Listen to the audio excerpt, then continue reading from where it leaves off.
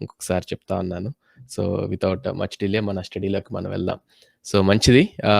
Genesis 14థ్ chapter మనం ఈరోజు ధ్యానించుకోవటానికి ఇక్కడున్నాము. So, even before we start last week జరిగింది. ఒకసారి నేను మీ ముందుకి తీసుకొద్దాం అనుకుంటున్నాను. 13థ్ చాప్టర్ మనము ధ్యానం చేసుకున్నాం. సో, ఏమి నేర్చుకున్నాము అంటే ఆహ్, ఆహ్, సో, అబ్రహాము, లోతు ఇద్దరు గూడా ఎప్పుడైతే వాళ్ళు ఐగుప్తు దేశం నుంచి వచ్చారో వాళ్ళకి they got lot of riches from Pharaoh నుంచి చాలా ఆస్తులొచ్చినియి. So, male servants, female servants, male donkeys, female donkeys, తర్వాత క్యాటిల్, ఆక్స్, తర్వాత క్యామెల్ ఇవన్నీ వచ్చి వాళ్ళు సూపర్ రిచ్ అయినట్లుగా మనం చూస్తా ఉన్నాం. సో, అంత మాత్రమే కాకుండా సో, వాళ్ళ ప్రాపర్టీస్ పెరిగిపోయి వాళ్ళ యానిమల్స్‌ని వాళ్ళు మేపుకోవటానికి వాళ్ళకి ప్లేస్ లేకపోతే వాళ్ళ మధ్యలో డిఫరెన్సెస్ ఈయన సర్వెంట్స్‌కి, ఆయన సర్వెంట్స్‌కి మధ్యలో డిఫరెన్సెస్ వచ్చినట్లు గూడా మనం చూస్తా ఉన్నాం. సో, అదయిన తర్వాత అబ్రహాము లోతు తో ఏమన్నాడు? సో, నీకు నాకు గొడవెందుకు? నువ్వు I'm giving you the choice. So, నీ చాయిస్ నువ్వు తీసుకో. నువ్వు ఈస్ట్ తీసుకుంటే నేను వెస్ట్ ఎళ్తాను. నువ్వు వెస్ట్ తీసుకుంటే నేను లోతు అబ్రాముతో నువ్వు పెద్దోడివి, నువ్వు తీసుకోవాలి. నువ్వు తీసుకో అని చెప్పుండుంటే అలా చెప్పకుండా ఆయన ఆయన మనసు ఎక్కడుంది? ఐగుప్తులోంచి బయటకొచ్చినా గాని లోతు మనసు ఐగుప్తు మీదే ఉంది. కాబట్టి ఆయన ఐగుప్తులో ఎలా అయితే ఆయన ఫెర్టైల్ ల్యాండ్స్ చూసాడో, సో, ఆ నైలు నది ఒడ్డున ఆ ఫెర్టైల్ ల్యాండ్స్ చూసాడో, సో, అట్లానే అదే చాయిస్‌తో ఆయన దేవుడికి వాల్యూ ఇవ్వకుండా తనకు తాను వాల్యూ ఇచ్చుకొని, సో, ఈ ఫెర్టైల్ ల్యాండ్‌లో అయితే నాకు కొరత లేకుండా ఉంటది. బికాజ్ వాళ్ళు భయంకరమైన ఫామైన్ చూసారు ఆల్రెడీ. సో, కాబట్టి నేను ఆ ఫామైన్ వైపు కాకుండా ఈ ఫెర్టైల్ ల్యాండ్‌లోకెళ్తే నా యానిమల్స్‌కి నాకు చాలా బావుంటది అని జెప్పి ఆయన కంటితో చూసి తను ప్రేమించుకున్నాడు గాబట్టి ఆయన దేవుడికి ప్రయారిటీ ఇవ్వకుండా ఆయన సొదొమ వైపు వెళ్ళిపోయినట్లుగా మనం చూసాం. సో, అబ్రహాం మాత్రం ఆయన దేవుడిచ్చిన వాగ్దాన దేశంలో నిలవబడున్నాడు. సో, ఆయన లెసన్స్ ఆయన నేర్చుకున్నాడని కూడా చూసాం. సో, ఇప్పుడు అబ్రహాము విశ్వాసంతో నడుచుకుంటున్నట్లుగా మనము చూస్తా ఉన్నాం. సో, దీనివల్ల మనము కొన్ని లెసన్స్ కూడా నేర్చుకున్నాం. సో, డెసిషన్స్ తీసుకునేటప్పుడు చాయిసెస్‌లో దేవుడికి విలువిచ్చి Abraham he was ready to let that fertile land go. He could have taken that. But ఆయన దేవుడి మాటకు విలువించి దేవుడు ఎక్కడైతే వాగ్దానం చేశాడో దేవుని మీద విశ్వాసం ఉంచి the priorities. So, because he believed in God, he valued God. Because he valued God, he remained in the place where God wants him to stay. So, అదే లోతు ఇన్ కాంట్రాస్ట్ మనం చూసాం. సో, లోతు దేవుని విందు విశ్వాసం ఉంచలేదు. ఆయన హృదయం అంతా ఐగుప్తు లేకపోతే ఫర్టిలిటీ మీదే ఉంది. కాబట్టి he valued himself. So, he chose the cities of the valley, Jordan valley, ఆ సొదొమ వైపు ఉన్న ఫర్టిలిటీ ల్యాండ్ వైపు వెళ్ళినట్లుగా చూసాం. సో, లాస్ట్‌లో మనకి పరిశుద్ధాత్మ దేవుడు ఒక మాట రాయించాడు. ఏందంటే సొదొమలోని ప్రజలు వాళ్ళు భయంకరమైన wicked people and they are great sinners against the Lord అని చెప్పి ఒక మాట రాయిచ్చాడు. సో, ఆ ప్రాంతానికి ఈయన లోతు వెళ్ళినట్లుగా మనం చూస్తా ఉన్నాం. మంచిది. సో, సో, ఒక మాట నేను లాస్ట్ టైమ్ చెప్దామని నేను అనుకున్నాను. నేను మర్చిపోయాను. So, I wanted to say that ఏంటి అంటే, so, we are free to make our choices, but we are not free to get to face the consequences. Right? We are free to make our choices. So, మనం మన choices, మన decisions తీసుకోవటానికి so, దేవుడు మనకి freedom ఇచ్చాడు. కానీ మన decisions వల్ల, మన చాయిసెస్ వల్ల వచ్చే పర్యవసానాలు, కాన్సిక్వెన్సెస్ మనం ఫేస్ చేసే విషయంలో మనకు చాయిస్ లేదు. If I make a right decision, if I make a right choice, I'll get a right consequence. If I make a wrong choice, I'll have to face the wrong consequences. అవి మనము ఈ 14th చాప్టర్‌లో ఇప్పుడు మనం చూస్తాం. So, Bibles తీసి 14వ అధ్యాయము దగ్గర పెట్టుకోండి. సరే. సో, చాలా సార్లు మనకేమనిపిస్తా ఉంటదంటే ఈ ఈ ఈ ఈ 14వ అధ్యాయం లాంటి అధ్యాయాలు చదువుతా ఉంటే, సో, ఈవెన్ నేను కూడా టెంప్ట్ అయ్యాననమాట. ఏంటంటే దానిలో మహా అయితే ఒక నలుగురు రాజులు, ఇంకా 5 రాజులతో చేసుకున్న యుద్ధం గురించి ఉంటది. లాస్ట్‌లో ఎక్కడో అబ్రహాం వచ్చి కొంతమంది రాజుల్ని జయించి చెరపట్టబడిన లోతుని తీసుకెళ్ళినట్లుగా మనం చూస్తా ఉన్నాం. కానీ అదర్‌వైజ్ ఏంటంటే ఈ అధ్యాయంలో మనం ధ్యానించడానికి ఏమీ లేదేమో అనిపిస్తది. ఎందుకంటే ఆ రాజుల పేర్లు, ఆ ప్రాంతాల పేర్లు కూడా మనకి నోరు తిరగవు. ఈరోజు మనం ధ్యానించేటప్పుడు మనం చూస్తాం. So, we have a tendency to skip the text. So, మనము దీనిలో ఏముందిలే అని చెప్పి స్కిప్ చేయడానికి ట్రై చేస్తాం. నేను కూడా అలా చేయడానికి శోధింపబడ్డాను దీనిలో ఏముందిలే అని. అయితే దేవుడు నన్ను అలా చేయనీయలేదు. సో, ఆథోరియల్ ఇంటెంట్ ఏంటా అని నేను పరిశీలించడం మొదలేశాను. సో, దానికంటే ముందు మనం ఒకసారి ఈ యొక్క వాక్య భాగాన్ని చదువుకుందాం. నేనొస్తాను ఆథోరియల్ ఇంటెంట్ దగ్గరికి. సో, చాలా ప్రశస్తమైన లెసన్స్ ఈరోజు టెక్స్ట్‌లో మనం నేర్చుకోబోతున్నాం. This is where the beauty of the Bible study comes into picture. మనము అంతకుముందు ధ్యానించుకున్నాం గదా! కొన్ని principles. So, I am going to bring out all those principles and make this Bible study meaningful, right? So, మనం ఏంటంటే Bible study principles తెలియకుండా లేకపోతే పరిశుద్ధాత్మ దేవుని అంబ్రెల్లాలో కూర్చోకుండా మామూలుగా ధ్యానిస్తే ఏంటంటే దీనిలో ఏముందిలే అనే టెంప్టేషన్ మనకి రావచ్చు. కానీ ఏంటంటే so once you study in using the principles and under the umbrella of the Holi Spirit you will see the beauty of it. మంచిది. సో, నేనిక్కడ ఒక మ్యాప్ తీసి పెడుతున్నాను. ఎందుకంటే ఇది మనకి చాలా చాలా ఇంపార్టెంట్.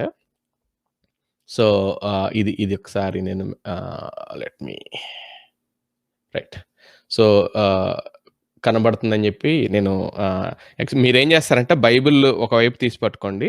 ఇంకోవైపు ఈ మ్యాప్ చూస్తా ఉండండి. ఎందుకంటే ఈ మ్యాప్ మనకి చాలా important. Once you understand this map you will understand this text. So, 14వ అధ్యాయము మొదటి నుంచి చదువుతా ఉన్నాను. బ్రీఫ్‌గా చెప్తాను. ఏం జరుగుద్దంటే అబ్రహాము ఉర్ అనే ప్రాంతం నుంచి కానాన్ ప్రాంతానికి వచ్చాడని నేను మీతో ఆల్రెడీ చెప్పాను. సో, ఈ ఉర్ అనే ప్రాంతం మాసిదోనియా ఆ ప్రాంతానికి సంబంధించిన ప్రాంతం. సో, అదేంటంటే ఈ రోజుల్లో చూసుకుంటే సదర్న్ ఇరాక్ అనుకోవచ్చు. Iraq south part of Iraq అనుకోవచ్చు. సో, అక్కడ ఆ ప్రాంతంలో ఉన్న ఇరాన్, ఇరాక్, టర్కీ ఈ ప్రాంతంలో ఉన్న కొంతమంది రాజులు వాళ్ళు అలయన్స్ అయ్యి వాళ్ళేం జేస్తారంటే, ఈ కానాను లేకపోతే ఈ రోజుల్లో ఉన్న జోర్డన్, ఇజ్రాయెల్ ప్రాంతంలో ఉన్న రాజుల మీదకి దండెత్తి వస్తారనమాట. సో, ఈ దండెత్తి వచ్చే ప్రాసెస్‌లో ఏం జేస్తారంటే, ఈ దారిలో ఉన్న ఒక 6 కింగ్డమ్స్‌ని వాళ్ళు జయించుకుంటా వచ్చి ఫైనల్‌గా వీళ్ళతో ఆళ్ళు యుద్ధానికి తలపడతారు. సో, అది మనము ఆల్‌మోస్ట్ మొదటి వచనం నుంచి 12 వచనాల దాకా చదువుకుంటాం. లేదంటే మొదటి వచనం నుంచి 16వ వచనం దాకా ఈ యుద్ధం గురించి చదువుకుంటాం. సో, అదెందుకు ఈ అకౌంట్ రాయించాడో మనము ఒకసారి తర్వాత చూద్దాం. ముందు నేనిది చదువుతున్నాను బ్రీఫ్ కదనమాట. సో, మాసిదోనియా ప్రాంతంలో నలుగురు రాజులుంటారు. సో, వాళ్ళు పవర్‌ఫుల్ రాజులనమాట. ఆ రాజులకి ఈ ఇజ్రాయెల్ లేతే జోర్డన్ లేదంటే మన భాషలో కానాను ప్రాంతంలో ఉన్న రాజులు 5గురు ఉంటారనమాట. ఈ 5గురు రాజులు ఆ నలుగురు రాజులున్న అలయన్స్‌కి పన్ను కడతా ఉంటారు. సబ్మిట్ అయ్యి ఆ రోజుల్లో టాక్స్‌లు కట్టేవాళ్ళు గదా! సో, వాళ్ళు 12 ఇయర్స్ టాక్స్‌లు కడతారు. 13థ్ ఇయర్‌లో వాళ్ళు రెబెల్ అవుతారు. 13థ్ ఇయర్‌లో రెబెల్ అయిన తర్వాత 14థ్ ఇయర్‌లో ఎవరైతే పన్ను కట్టించుకుంటున్నారో ఆ రాజులు ఈళ్ళ మీదకి ఈ రెబెలియన్‌ని అణగదొక్కి వాళ్ళు మళ్ళీ లోపరుచుకోవటానికి వీళ్ళ మీదకొస్తారనమాట. సో, అది కాంటెక్స్ట్. విసుక్కోకుండా కొంచెం జాగ్రత్తగా చూడండి. ఎందుకంటే నోరు కూడా తిరగని పేర్లనమాట ఇవి. But I am going to study. I'm going to read. ఒకసారి 14వ అధ్యాయం మొదటి వచనం నుంచి 14th chapter I'm reading from verse 1. In the days of Amraphel king of Shinar. Shinar అంటే బాబిలన్ అనుకోవచ్చు. అది మాసిదోనియా పట్టణం. అరియోక్ కింగ్ ఆఫ్ ఎలాసార్. ఎలాసార్ అంటే అసీరియా అనుకోవచ్చు అనమాట. సో, అది అసీరియా అనుకోవచ్చు. So, in the days of Amraphel king of Shinar, Arioch king of Ellasar, Laomer king of Elam, and Tidal king of Goiim. These kings made war with Bera king of Sodom, Birsha king of Gomorrah, Shinab king of Adma, Shemeber king of Zeboim, and the king of Bela, that is Zoar. So, సింపుల్‌గా చెప్పాలంటే నలుగురు రాజులు మాసిదోనియా ప్రాంతంలో ఉన్న నలుగురు రాజులు ఈ Conan ప్రాంతంలో ఉన్న 5గురు రాజుల మీద యుద్ధానికొచ్చారు. అది first 2 verses. And all these joint forces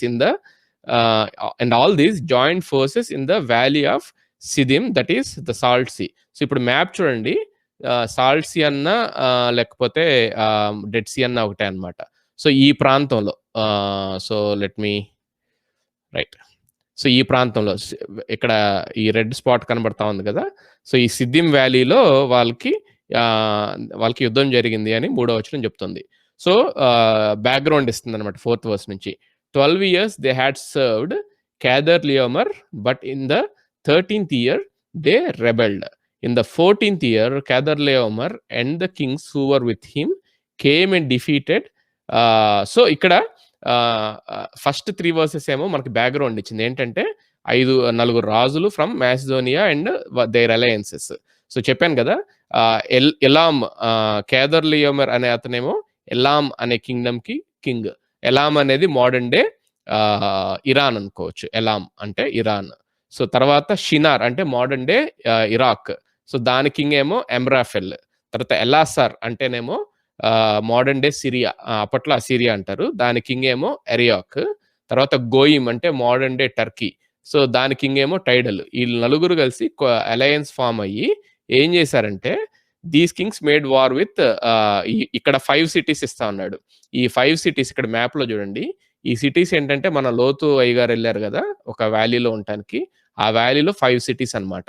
ఆ సిటీస్ పేర్లు ఇగోండి ఇక్కడ మీకు కనబడతా ఉంటుంది. సొదొమ్, గొమొర్రా, తర్వాత Admah, Zeboiim and Zoar or Bela. ఈ 5 I don't know if you are able to see this.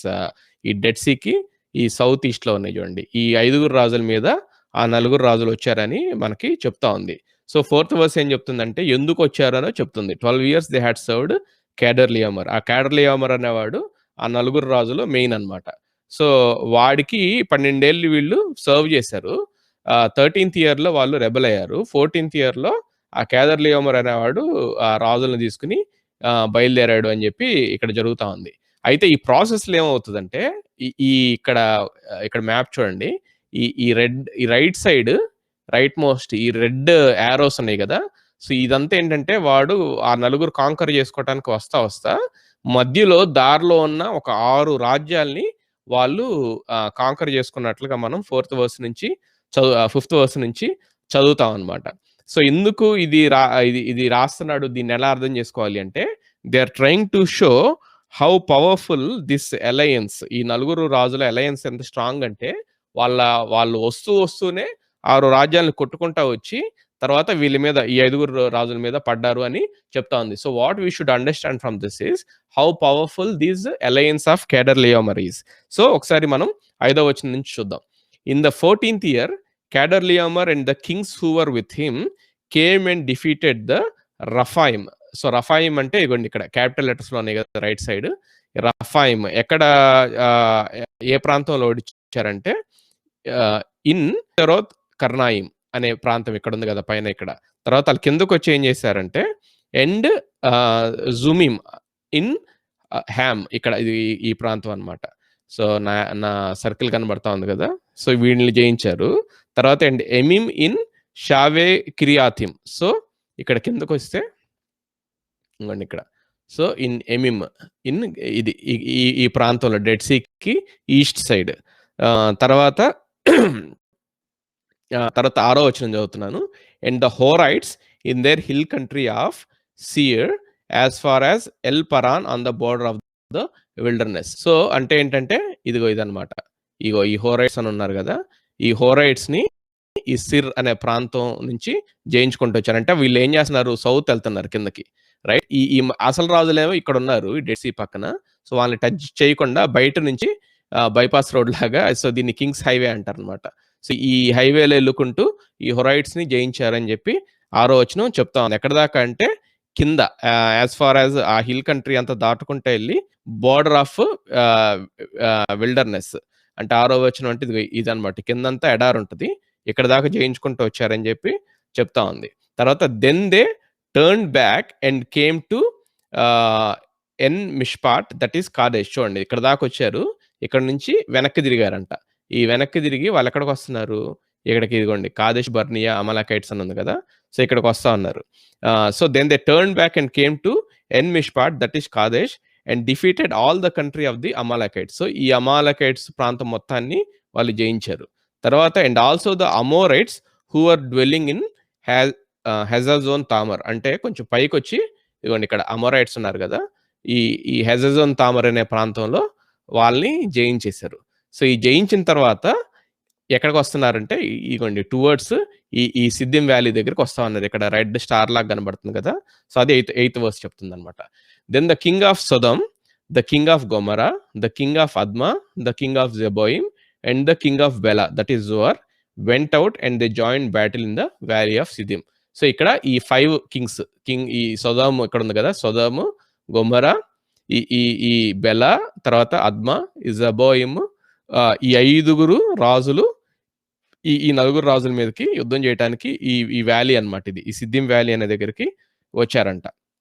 అయితే విత్ కెదో విత్ 9వ వచనం చదువుతున్నాను. Ninth verse. With Chedorlaomer king of Elam, Tidal king of Goiim, Amraphel king of Shinar and Arioch king of Ellasar. ఇందాకున్న 4 కింగ్సే. So 4 kings against 5 యుద్ధం జరుగుతా ఉంది. అయితే 10థ్ వర్స్‌లో now the valley of Siddim was full of bitumen pits. So, ఈ bitumen pits అంటే ఏంటంటే తారు లాంటిది. అంటే ఇది యూజ్ చేసి వాళ్ళు ఆ రోజుల్లో కన్‌స్ట్రక్షన్ చేసేవాళ్ళు కదా! సో, దానికి గోతులు తవ్వుతారనమాట. సో, అవి ఆ సిద్దిం వ్యాలీలో ఉంటాయంట. Now the valley of Siddim was full of bitumen pits and as the kings of Sodom and Gomorrah fled, some fell into them and the rest fled to the hill country. Hill country అంటే ఇదిగోండి ఈ east side ఈ సియర్ అని కనబడుతుంది కదా! ఇది hill country అంటారు. So, కొంతమందేమో ఈ సొదొమ గొమొర్రా రాజులు పారిపోయారంట. కొంతమందేమో ఈ సిడ్డిమ్ వ్యాలీలో ఉన్న బైటుమెన్ పిట్స్ తారు లాంటిది ఆ పిట్స్‌లో పడిపోయారు. కొంతమందేమో ఇటు east side hill country side పారిపోయారు. అంటే సింపుల్‌గా ఏం చెప్తున్నారంటే ఈ 5 రాజుల్ని ఎవరైతే దండెత్తొచ్చారో ఈ 4 కింగ్స్ ఫ్రమ్ మెసొపొటేమియా. సో, వాళ్ళు they started chasing them these 5 కింగ్స్‌ని. సో, అది 10థ్ వర్స్ దాకుంది.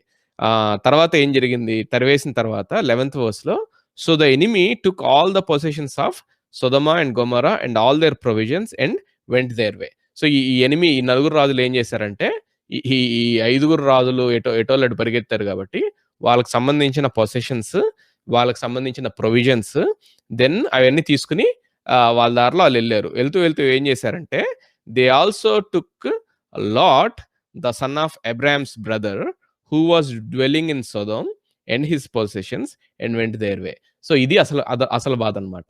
సో, ఎళ్తా ఏం చేశారంటే ఈ సొదోమ్‌లో ఇక్కడుంది కదా! సొదొము ఈ మన అయ్యగారు లోతు అయ్యగారు ఈ సొదోమ్‌లో ఉన్నారు. సో, ఈ లోతుని తీసుకొని ఆయన పొసెషన్స్‌ని కూడా తీసుకొని ఇగో ఈ దారిలో పైకెళ్ళిపోయారు. ఇదిగోండి ఇక్కడ పైకి తీసుకెళ్తున్నాను. డాటెడ్ యారో అనమాట. సో, ఇది కింగ్స్ హైవే. సో, ఇదంతా తీసుకొని ఈ పైకెళ్ళిపోయారు. ఎక్కడి దాకెళ్లారు? ఇదిగోండి పైకెళ్తే ఈ దాన్ అని ఉంటది ప్లేస్. ఇక్కడ కనబడుతుంది కదా! ఇక్కడ స్టార్ ఉంటది కదా! సో, ఈ దాను ప్రాంతం వైపుకి పైకి నార్త్ ఎళ్ళిపోయారు. వాళ్ళ ప్లాన్ ఏంటి? ఇటు నుంచి మళ్ళీ పైకెళ్ళిపోయి వాళ్ళ ప్రాంతంలోకి వెళ్ళిపోదామని ఆ పొజిషన్స్ అన్ని తీసుకొని. సో, ఇక్కడ నుంచి చాలా జాగ్రత్తగానండి. 13వ వచనం చదువుతా ఉన్నాను. Then the one who had escaped came and told Abraham the Hebrew who was living by the oaks of Mamre the Amorite brother of Eshcol of Aner. These were allies of Abraham. So, ఇక్కడ కిందకొస్తున్నాను మళ్ళీ. So, Abraham ఎక్కడున్నాడు ఈ టైంలో?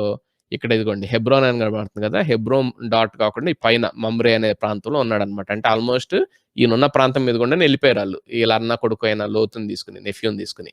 So, ఒకడెవడో తప్పించుకొని వచ్చి అబ్రహాంకి ఈ Mamre దగ్గరున్న అబ్రహాంకి చెప్తా ఉన్నాడు. ఏమని? మీ అన్న కొడుకుని కిడ్నాప్ తీసుకొని ఎళ్ళిపోతా ఉన్నారు. ఆయన పొజిషన్స్ కూడా తీసుకుంటున్నారు అని చెప్పాడు. అయితే ఈ మమ్రే అనే అతను ఎవరంటే హీస్ ఏ అమోరైట్ పర్సన్. ఇక్కడ కింద అమోరైట్స్‌ని ఆల్రెడీ వీళ్ళు జయించారని చెప్పాను కదా! సో, అమోరైట్స్‌కి సంబంధించిన అతనే అన్నమాట ఈ మమ్రే అనే అతను. సో, ఇతని దగ్గర అబ్రహాము ఆయనకు సంబంధించిన ఓక్స్ దగ్గర అబ్రహాం అప్పుడు ప్రస్తుతానికి ఉంటా ఉన్నాడు. అయితే అబ్రహాం ఏందంటే ఈ మమ్రేతో వాళ్ళిద్దరు బ్రదర్స్ ఎష్కోల్ అండ్ యానెర్ అంట. సో, వాళ్ళతో అలయన్స్ పెట్టుకొనున్నాడు. సో, ఎప్పుడైతే అబ్రహాం ఈ మాట విన్నాడో ఈ 14th వర్స్ చదువుతున్నాను. When Abraham heard that his kinsmen అంటే Lot had been taken captive, he led forth his trained men born in his house 318 of them and went in pursuit as far as Dan. So, ఒక 318 trained men. ఒక రకంగా చెప్పాలంటే military లాగా train చేసి పెట్టుకున్నాడనుకుందాం. ఎందుకంటే ఆ రోజుల్లో దే ఆర్ నీడెడ్. వాళ్ళొక పెద్ద యూనిట్ లాగా ఉంటున్నారు కాబట్టి. సో, వాళ్ళ మీదకి ఎవరన్నా it's very common that enemies comes and attacks them. కాబట్టి they are very well equipped అనమాట. సో, అంత మాత్రమే కాకుండా he had alliances with these other brothers. ఎవరు మమ్రే, ఎష్కోల్ అండ్ యానెర్ అనే ముగ్గురు బ్రదర్స్‌తో ఈయన ఆల్రెడీ అలై అయ్యి ఉన్నాడనమాట. సో, వెంటనే ఎప్పుడైతే వాళ్ళ నెఫ్యూని తీసుకెళ్తున్నారని తెలుసుకున్నాడో, so, 318 trained men of his హౌస్‌ని తీసుకొని ఆయన ఎటెళ్తున్నాడు? He went in pursuit as far as Dan. చూడండి, ఇందాక చెప్పాను గదా! ఈ పైకి. సో, ఏ దారిలో ఎళ్లారయ్యా అంటే, ఈ పైకెళ్లారు అని చెప్పాడనమాట అతను. సో, వెంటనే వీళ్ళు ఈ 318 మందిని తీసుకొని, ఇగో ఈ దారిలో పైకి వస్తా ఉన్నాడు. చూడండి ఇక్కడ యారో, ఈ డాన్ దగ్గరికి వస్తా అన్నాడు. తర్వాత ఎప్పుడైతే దాన్ దగ్గరికొచ్చాడో, then they found their enemies. So, అప్పుడేం చేశాడు? And he divided his forces against them by night. So, ఏం చేశాడంటే ఆయన దగ్గరున్న 318 మెంబర్స్ ప్లస్ ఈ ఎవరైతే అమోరైట్ బ్రదర్స్ ఉన్నారో వీళ్ళందరూ కలిసి వాళ్ళు డివైడ్ అయిపోయి వాళ్ళ మీద నైట్ టైమ్ అటాక్ చేశాడు. And he divided his forces against them by night. He and his servants and defeated them and pursued them to Hobah. అది ఎక్కడుందంటే నార్త్ ఆఫ్ డమస్కస్. ఇక్కడ ఇంకోండి పైన ఇక్కడ ఉంది కదా, డమస్కస్ అంటే ఇక్కడ. ఇక్కడ వాళ్ళని అటాక్ చేసి ఇక్కడి నుంచి ఇక్కడ దాకా తరువుకుంటా వెళ్ళి వాళ్ళని జయించినట్లుగా మనకి 15th వర్స్ చెప్తా ఉంది. తర్వాత ఏమవుతుంది? Then he brought back all the possessions and also brought back his kinsmen Lot with his possessions and the women and the women and the people. So, తరువుకుంటా వెళ్ళి తర్వాత ఆయన నెఫ్యూ అయిన లోతుని, ఆయనకు సంబంధించిన పొజిషన్స్ అందరినీ, అది మాత్రమే కాకుండా ఈ సొదొమ గొమొర్రా ప్రాంతం నుంచి వీళ్ళెవరైతే మనుషుల్ని తీసుకెళ్ళిపోయారో అక్కడున్న విమెన్‌ని, అక్కడున్న పీపుల్‌ని, వాళ్ళకి సంబంధించిన పొజిషన్స్ మొత్తాన్ని వెనక్కి తీసుకొచ్చాడు అని చెప్పి దట్స్ అ వార్ అన్నమాట. మంచిది. సో, మ్యాప్ అర్థమవుతుంది కదా! సో, వాళ్ళు ఈ దారిలో వచ్చి ఇక్కడున్న ఈ రాజ్యాలన్నింటిని జయించుకుంటా ఈ కిందకొచ్చి సౌత్ టిప్ దగ్గరకొచ్చి, అంటే ఆల్మోస్ట్ కానాన్ మొత్తం వాళ్ళు నార్త్ నుంచి ఇదే అన్నమాట కానాను బోర్డర్. సో, ఈ నార్త్ నుంచి కింద దాకా వచ్చి ఇప్పుడు కానాన్‌లోకి ఎంటర్ అయ్యి ఈ లోపల ఉన్న అమాలేకీయుల్ని, ఇక్కడున్న అమోరీయుల్ని ఓడించి ఇక్కడికొచ్చి సిద్దిం వ్యాలీలో 5గురితో యుద్ధం చేసి, సో, వీళ్ళందరినీ ఓడించేసి తరివేసి వాళ్ళకి సంబంధించిన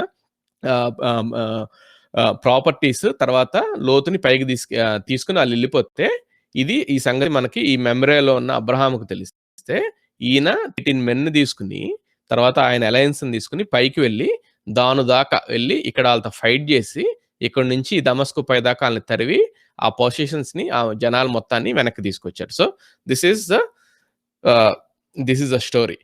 మంచిది. సో, దీని నుంచి ఎలా బైబిల్ స్టడీ చేయాలి బ్రదర్? అసలు ఇది ఎందుకు దేవుడు పెట్టాడు అనేది మనం వేసుకోవాల్సిన మంచి ప్రశ్న అన్నమాట.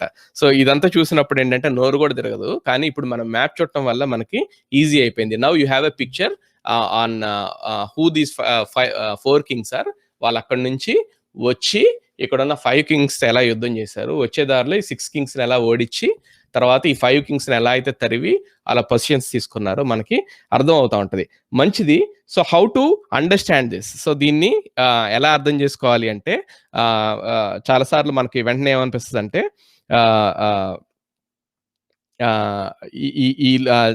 కొంతమంది ఏమంటారంటే to show how Abraham rescued లోత్.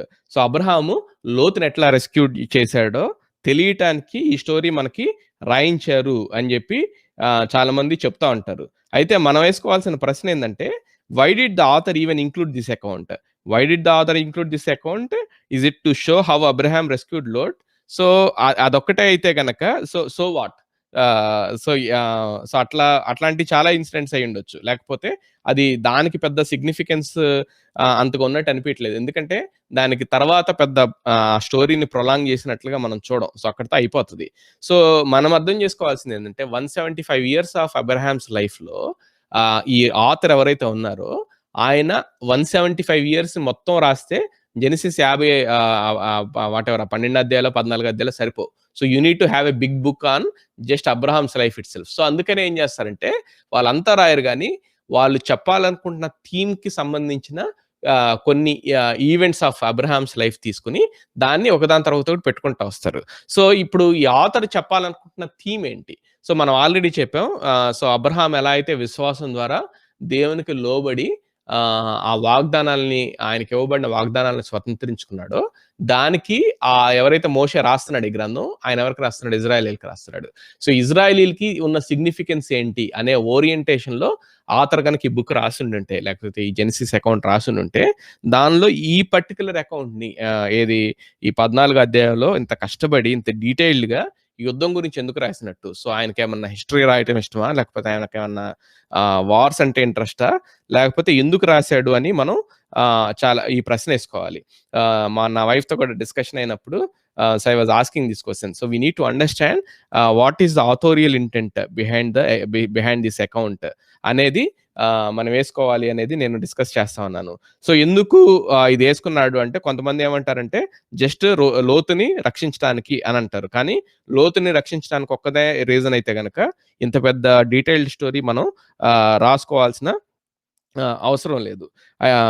అయితే ఏంటంటే మనం కొంచెం బయటకొచ్చి ఆలోచించాలి. నేను ఈ బైబిల్ స్టడీ చెప్పినప్పుడు మీకొక ప్రిన్సిపల్ చెప్పాను. ఏం చెప్పాను అంటే, we need to understand the context of your text. So, సందర్భం ఏంటో మనకు తెలియాలి. సో, సందర్భం ఏంటో తెలియాలి అంటే, దీనికి ముందు ఏముంది?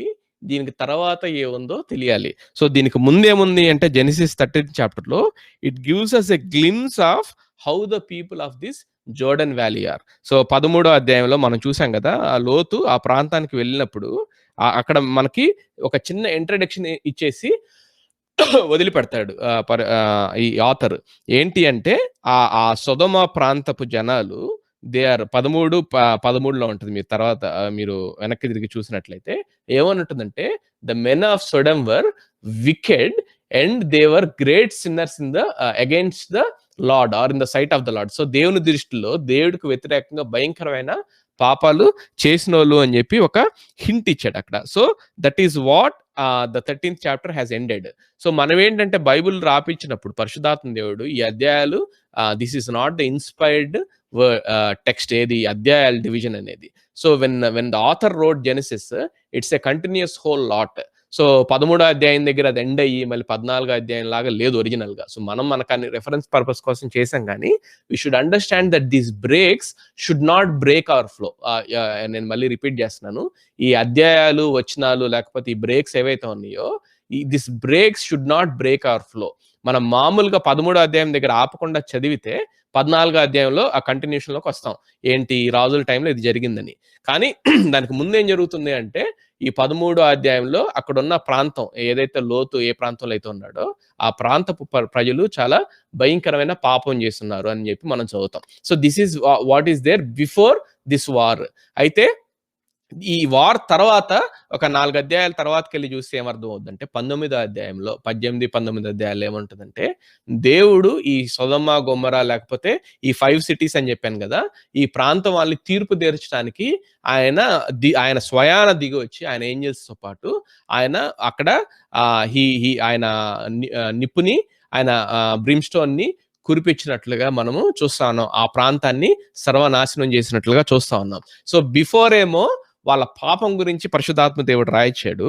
తర్వాతేమో వాళ్ళ తీర్పు గురించి పరిశుద్ధాత్మ దేవుడు రాయించాడు. So, between 13th chapter and 19th chapter we are reading about them again in 14th chapter. So, దీనికి between the committing of sin which is in 13th chapter and the judgment of sin which is in 19th chapter, we are here to see what is happening to them. So, that should give us the context here. So, without beating around the bush, I want to give you 3 reasons why this account is there.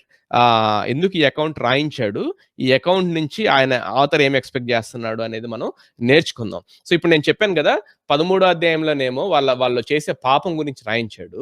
19, 18, 19 అధ్యాయాల్లో ఆ పాపానికి సంబంధించిన consequences లేకపోతే దేవుడు ఎలా తీర్పు తీర్చాడో రాయించాడు. ఈ రెండిటికి మధ్యలో మనకి ఈ అకౌంట్ ఇస్తున్నాడు. ఎందుకు ఇస్తున్నాడు అంటే, నేను I would like to give you 3 reasons. ఫస్ట్‌ది ఏందంటే, Genesis 14 account tells us that God judges justly ఇంకో రకంగా చెప్పాలంటే God is a just judge. అంటే మన దేవుడు ఆయన న్యాయవంతుడైన న్యాయాధిపతి. He is a just judge అనే అనే అనే ఇన్ఫర్మేషన్ మనకి ఈ 14th చాప్టర్ ద్వారా పరిశుద్ధాత్మ దేవుడు పరిచయం చేస్తున్నాడు. గమనించండి ఒకసారి జెనసిస్ 13వ అధ్యాయము 12, 13 వచనాలు చూసినట్లయితే ఏమనుంది అక్కడ అంటే జెనసిస్ 13th చాప్టర్ 12, 13 వర్సెస్. దానికి ముందు ఏముందో చదువుతున్నాను. Abraham settled in the land of Conan while load settled among the cities of the valley and moved his tent as far as Sodom. Now the men of Sodom were wicked, great sinners against the Lord. So ఇది మనకి ముందున్న మాటలు. So ఇప్పుడు I want to give the meanings of the Kings. ఇక్కడ మనకి 14వ అధ్యాయంలో ఈ రాజులు సొదొమ గొమొర్రాలో 5 సిటీస్ అని చెప్పాను కదా. సొదొమ, గొమొర్రా, తర్వాత అద్మ, జెబోయిమ్ అండ్ బెలా. ఈ 5 ప్లేసెస్ అన్నమాట. ఈ సొదొమ్ రాజు పేరు బెరా అని ఉంది. బిఈఆర్ఏ అని ఇంగ్లీష్ లో ట్రాన్స్లిటరేట్ చేశారు. బెరా అనే మాటకి సన్ ఆఫ్ ఈవిల్ అని అర్థం అనమాట. తర్వాత ఈ గొమొర్రా రాజు పేరు బిర్షా ట్రాన్స్లిటరేట్ చేశారు. బిర్షా అంటే సన్ ఆఫ్ వికెడ్నెస్. తర్వాత బెలా అనే ప్రాంతం ఉంది కదా. బెలా అనే ప్రాంతానికి మీనింగ్ ఏంటంటే consumption, swallowing up or destroying.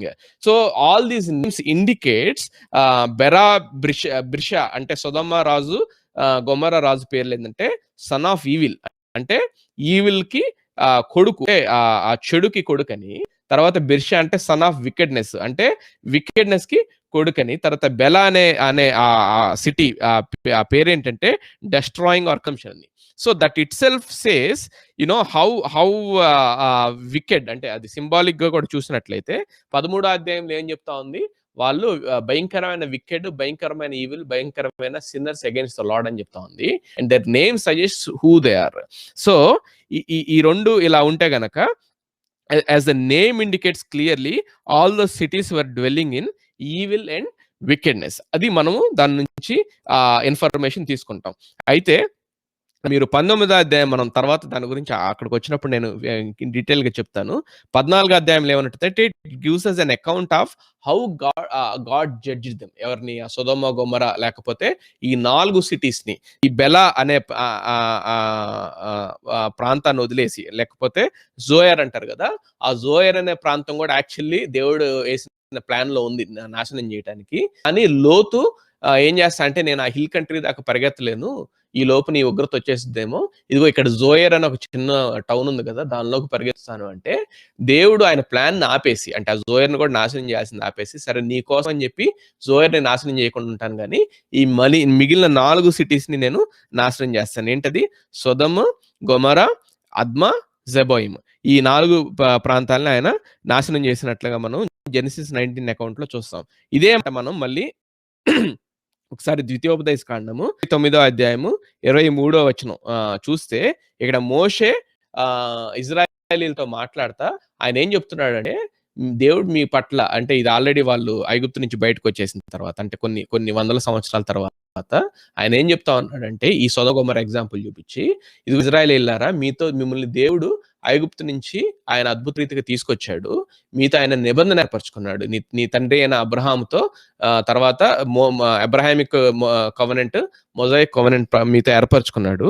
ఈ నిబంధన ప్రకారం మీరు దేవునికి లోబడి జీవించాలి. మీరు గనక దేవుని ఆజ్ఞని మీరితే ఎలా అయితే ఆయన ఈ సొదొమ, గొమొర్రా తర్వాత అద్మ, జెబోయిమ్ అనే ప్రాంతాన్ని నాశనం చేశాడో అలాగే మిమ్మల్ని కూడా నాశనం చేస్తాడు. కాబట్టి మీరు జాగ్రత్తగా ఉండండి అని చెప్పి ఆయన వార్న్ చేస్తున్నట్టుగా ఉంది. ఒకసారి డ్యూటరానమీ 29 23rd వర్స్ నేను చదువుతా ఉన్నాను. Right. The whole land burned out with brimstone and salt, nothing sown and nothing growing, where no plant can sprout, an overthrow like that of Sodom and Gomorrah, Adma and Zeboim, which the Lord overthrew in his anger and wrath. So ఇక్కడ 4 cities పేర్లు ఇస్తున్నాడు. సొదొమ, Gomorrah, అద్మా and జెబోయిమ్. So వీళ్ళని దేవుడు కనీసం ఏమి మొలవకుండా, ఏ మనుషులు అక్కడ ఇంకా ఫ్యూచర్‌లో గూడా ఉండటానికి వీలు లేకుండా అక్కడున్న సిటీస్‌ని మొత్తాన్ని హి ఓవర్ త్రూ అని జెప్పి ఇక్కడ మోషే చెప్పినట్లుగా ఇజ్రాయేలీయులతో చెప్పినట్లుగా మనం చూస్తా ఉన్నాం. అగైన్ ఈ ఈ 4 ప్రాంతాలు ఏంటయ్యా అంటే ఇక్కడ మనకి ఈ రాజులున్నారు గదా! ఈ నలుగురనమాట. సో ఎందుకు ఇక్కడ నేను ఇదంతా చెప్తా ఉన్నాను అంటే సో ముందేమో ఇక్కడ మనకు 13వ అధ్యాయంలో వాళ్ళ పాపాలేంటో చెప్పాడు దేవుడు. ఆ సిటీ, ఆ వ్యాలీలో ఉన్న ఆ 5 సిటీ వాళ్ళ పాపాలు ఏంటో చెప్పాడు. ఇక్కడేమో ఫ్యూచర్‌లోకెళ్తే అది 19వ అధ్యాయంలో నాశనమైంది. ఇదే రిఫరెన్స్‌ని తీసుకొని మోసెస్ ఏం చెప్తున్నాడంటే, మీరు గూడా వాళ్ళలాగా మాటినకపోతే ఇలానే ఆళ్ళెలా అయితే నాశనం అయ్యారో మీరు గూడా అలానే నాశనం అవుతారు అని జెప్పి ఇక్కడ చెప్తా ఉన్నాడు. సో వి షుడ్ అండర్‌స్టాండ్ దేవుడు 19వ అధ్యాయంలో వాళ్ళ మీదకి జడ్జిమెంట్ తీసుకొచ్చాడు. ఈ జడ్జిమెంట్ తీసుకొచ్చే ముందు అంటే వాళ్ళ పాపం చేసే దగ్గర నుంచి వాళ్ళకి జడ్జిమెంట్ తీసుకొచ్చే దాకా దేవుడు ఏం చేశాడు అంటే ఆహ్, ఇక్కడ నేను చెప్పాను గదా! గాడ్ వై ఆయన ఎందుకు ఈ అకౌంట్ రాయిచ్చాడంటే the Holi Spirit wants us to know that God judges justly or God is a just judge అని మనం తెలుసుకోవాలి. సో ఇంత భయంకరమైన పాపం చేసిన వీళ్ళు అక్కడేంటంటే హోమోసెక్షువాలిటీ మీరు 19వ అధ్యాయం చూస్తే మనకర్థమవుతది. భయంకరమైన వ్యభిచారం, భయంకరమైన ఇన్సెస్ట్ రిలేషన్‌షిప్స్, భయంకరమైన హోమోసెక్షువాలిటీ అక్కడ మనకి 19వ అధ్యాయంలో చూస్తాం. ఈవెన్ ఏంజెల్స్ ఆ ప్రాంతాన్ని నాశనం చేయటానికి లోతు ఇంటికెళ్తే ఆ ఏంజెల్స్‌తో గూడా మేము వ్యభిచారం చేయాలి, వాళ్ళని బయటకు తీసుకురండి అని చెప్పి లోతు మీద పడిన పరిస్థితి మనం చూస్తా ఉన్నాం. వాళ్ళంతా బరి తెగించారు కాబట్టి దేవుడు వాళ్ళని నాశనం చేశాడు. అయితే మనకొచ్చే ప్రశ్న ఏంటంటే దేవుడు వారికి అవకాశం ఇచ్చాడా? దేవుడు వాళ్ళని ఉత్తినే ఏ కారణం లేకుండా నాశనం చేయలేదు. God gave them the chance to know him, to repent. In spite of that వాళ్ళు ఆ దేవుడిని తృణీకరించి వాళ్ళ పాపాల్లో కంటిన్యూ అయినట్లుగా మనం చూస్తా ఉన్నాం. ఎలా చెప్పగలరు బ్రదర్ అంటే ఈరోజు మనం చదివిన 14వ అధ్యాయం అదే చెప్తుంది. ఏం చెప్తా ఉంది? ఎప్పుడైతే ఈ 4 కింగ్స్ ఆఫ్ మెసొపొటేమియా, ఈ 5 కింగ్స్ ఇప్పుడు ఏ సిటీస్ అయితే నాశనం అయినాయో అవన్నమాట. వాళ్ళ మీద దండెత్తి వచ్చి ఆ రాజుల్ని తరివేసి వాళ్ళ పొజిషన్స్ తీసుకోవటం మాత్రం కాకుండా అక్కడున్న మనుషుల్ని కూడా పట్టుకుపోయారంట పైకి. సో ఈ మనుషులు ఎవరయ్యా అంటే ఎవరైతే తర్వాత వాళ్ళ మీద తీర్పు రాబోతుందో, ఎవరైతే ఈ భయంకరమైన హోమోసెక్షువాలిటీ, ఇన్సెస్ట్ లేకపోతే ఈ వ్యభిచారంలో ఉన్నారో ఆ రాజులు, ఆ ప్రజలు అనమాట. సో వీళ్ళని శత్రు రాజులు వచ్చి పైకి తీసుకెళ్ళిపోతే దేవుడు ఏం చేశాడు? ఆయన సేవకుడైన అబ్రహాము తర్వాత ఆయన ప్రజల ద్వారా వీళ్ళకి విడుదల ఇచ్చాడు. విడుదల ఇవ్వటం మాత్రమే కాకుండా ఆ కింద వచనాలు మీరు ఒకసారి ఆ తర్వాత నేను ఆ కింద వచనాలకు వెళ్ళినప్పుడు నేను దాన్ని ఎక్స్ప్లెయిన్ చేస్తాను. కానీ తర్వాత ఏం జరుగుద్ది అంటే మెల్కీసెదెక్ అనే అతను ఈ యొక్క అబ్రహాంని కలుసుకోవటానికి వస్తాడు. 17, 18, 19 వచనాలు కలుసుకోవటానికి వచ్చి ఆయన ఏమంటున్నాడో ఇక్కడ ఒకసారి 14th చాప్టర్ 19th వర్స్ లో చూడండి. ఈ Melchizedek is saying these words to Abraham and he blessed him and said ఏమంటున్నాడు?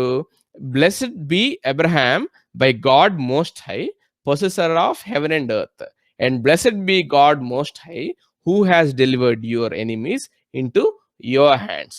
సో ఇక్కడ ఏం చెప్తా ఉన్నాడంటే ఆయన అబ్రహాముని దీవిస్తున్నాడు. ఈయన ఎవరయ్యా మెల్కీసెదెక్ అంటే పైన ఏమనుంటుంది? He was the priest of God most high. So యెహోవా దేవుని యొక్క ప్రీస్ట్ అనమాట ఇతను అబ్రహాముని ఈ యుద్ధం చేసేసి తిరిగి వస్తా ఉండి మొత్తాన్ని జయించుకుని తర్వాత కోల్పోయిన పొజిషన్స్ మొత్తాన్ని ఆ ప్రజలు మొత్తాన్ని just imagine that in your mind అవి మొత్తాన్ని తీసుకొస్తున్నప్పుడు ఈ మెల్కీసెదెక్ అంటున్న మాట ఏంటంటే, యయా అబ్రహాము నీ గొప్ప శక్తితో నువ్వు ఈ సైన్యం మొత్తాన్ని జయించామంటున్నాడా? లేదు, అట్లా అంటలేదు. ఏమంటున్నాడు? And blessed be God most high who has delivered your enemies into your hand. అక్కడ క్లియర్ గా ఏం చెప్తా ఉన్నాడంటే నీ దేవుడైన సర్వాధికారైన సర్వోన్నతుడైన దేవుడు ఆయన నీకు ఈ రోజు నీ శత్రువుల్ని నీ చేతుల్లోకి అప్పగించాడు. So he is declaring the name of God most high who delivered not only Lot but also all the people of these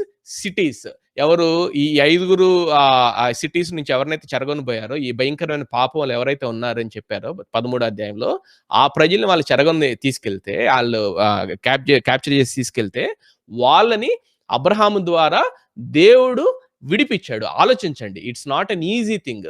ఒకవేళ అబ్రహాము గనక వాళ్ళని రిలీజ్ చేయకపోయిండుంటే, ఈళ్ళేం చేసేవాళ్ళు, ఆళ్ళని తీసుకెళ్ళి చంపనన్నా చంపొచ్చు. వాళ్ళని ఏమంటారు, బాండ్ సర్వెంట్స్ చేసేసి ఆళ్ళ చేత ఉడువన్నా చేయించుకోవచ్చు. So that was it would have been a miserable life for them if Abraham wouldn't have saved them. So దేవుడు వీళ్ళని రక్షించాడు.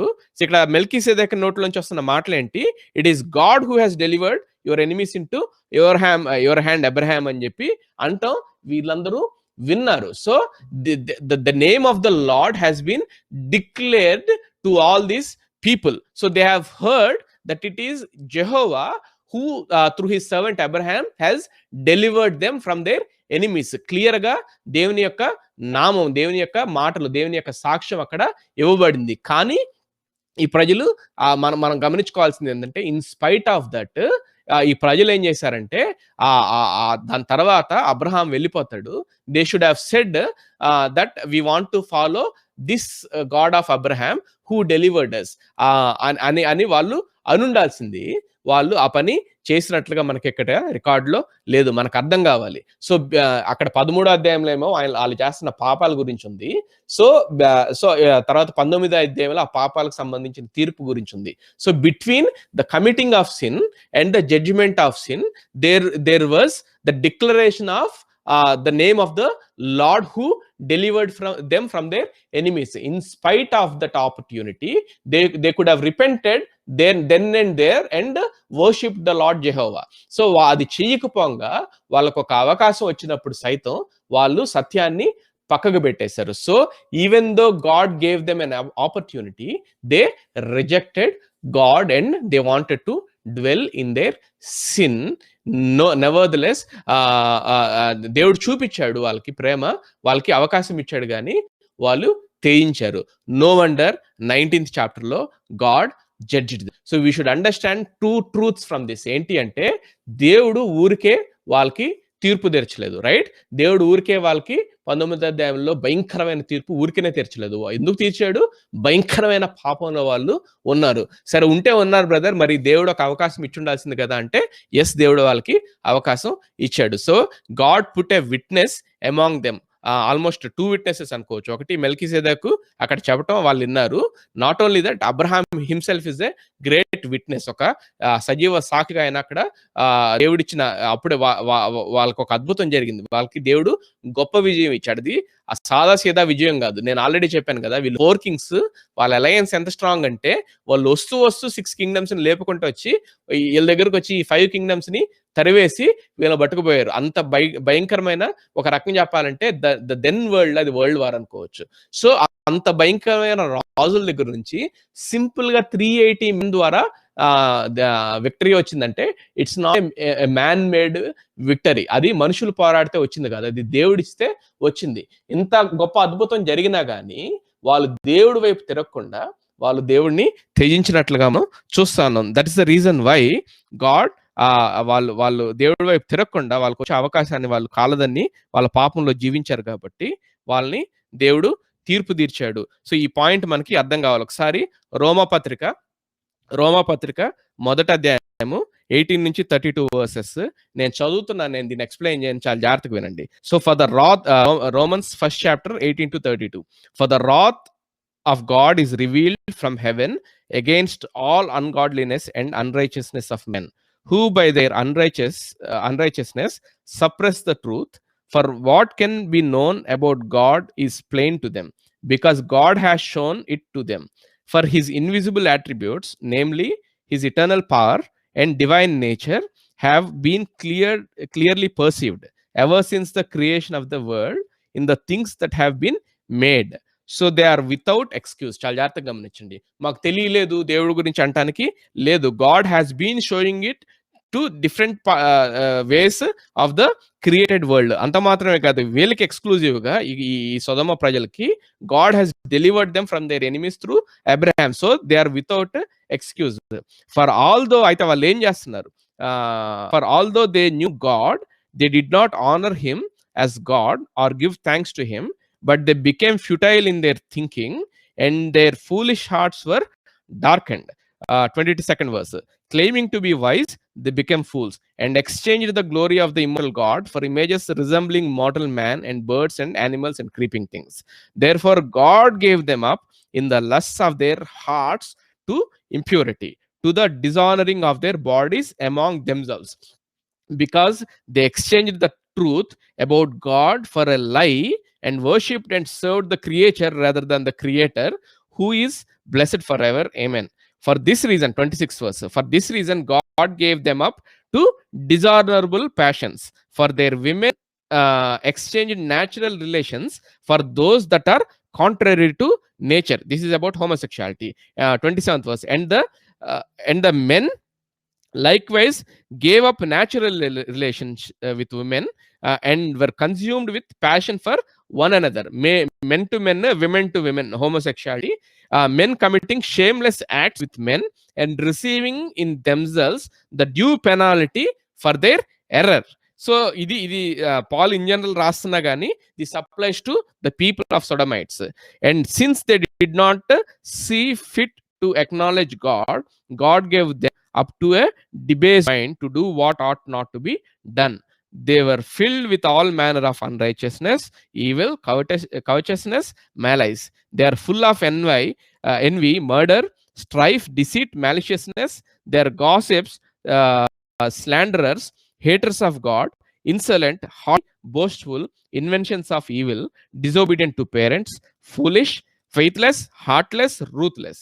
Though they know God, though they know God's righteous decree that those who practice such things deserve to die, they not only do them but give approval to those who practice them. So ఇంత భయంకరమైన పరిస్థితి అక్కడ. వాళ్ళు దేవుడే వాళ్ళ సత్యాన్ని అడ్డగిచ్చి వాళ్ళు అవకాశం వచ్చినా త్యజించారు కాబట్టి God allowed them to corruptible things, హీనమైన పనులు చేయడానికి దేవుడు వాళ్ళని ఒక పనిష్మెంట్ లాగా వాళ్ళని వదిలేశాడు. సో వాళ్ళు అక్కడి నుంచి ఏమయ్యారు, men with men, women with women, వాళ్ళు హోమోసెక్షువాలిటీలోకి, ఇంక కింద మనం చూస్తున్నాం కదా slanders, haters of God, etcetera and etcetera. So ఇది మన చదవండి తర్వాత రిఫరెన్స్ గుర్తుపెట్టుకుని ఎంత భయంకరమైన పాపంలోకి వాళ్ళు వెళ్ళారు. సో వాళ్ళు దేవుడిని త్యజించారు కాబట్టి దేవుడు వాళ్ళని తీర్పు తీర్చినట్లుగా చూస్తా ఉన్నాం. సో ఇదంతా మనకి ఏం చెప్తుందంటే 2 థింగ్స్ మనకి చెప్తుంది.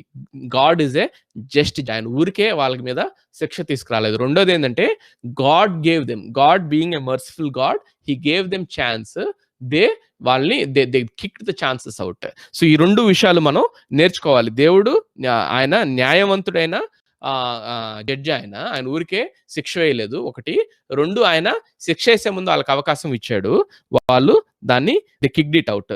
అయితే బాగుంది బ్రదర్, ఈ 2 పాయింట్లు నేర్చుకోవటం వల్ల నాకేంటి, ఎందుకు పరిశుద్ధాత్మ దేవుడు ఇది రాయించాడు, ఎందుకు రాయించాడు, ఎందుకు ఇంపార్టెంట్ అంటే గమనించండి, ఫ్యూచర్ లో 2 పాయింట్ల కోసం మనకు తెలియాలి దేవుడు జస్ట్ జడ్జ్ అని. ఒకటేంటంటే మీరు జాషువా కానీ జడ్జెస్ కానీ ఫస్ట్ పార్ట్ ఆఫ్ జడ్జ్ చదువుతా ఉంటే అనానీయుల్ని జాషువా ఎవరిని ఉంచొద్దు, మొత్తాన్ని క్లీన్ చేయమని చెప్పి అక్కడ ఉంటుంది. సో మామూలుగా మనం ఇది చదివితే ఏంటంటే, అరే దేవుడు ఏంటి పిల్లల్ని లేదా పురుగులను కూడా ఎవరిని ఉంచకుండా నాశనం చేపిస్తున్నాడు, సో దేవుడు అన్యాయస్తుడేమో అని మనకి ఇంప్రెషన్ వచ్చే అవకాశం ఉంది. You should understand that God is a just judge. ఆయన ఊరికే ఆయన ఎవరిని ఆయన తీర్పు తీర్చడు. So you should understand that. So ఎందుకు తెలియాలి మనకి గాడ్ జస్ట్ జడ్జ్ అంటే, సెకండ్ రీజన్ గమనించండి, ఫ్యూచర్ లో ఇజ్రాయిల్ 2గా డివైడ్ అవ్వడం తర్వాత ఇజ్రాయెల్ అండ్ జూడా లాగా డివైడ్ అవుతుంది.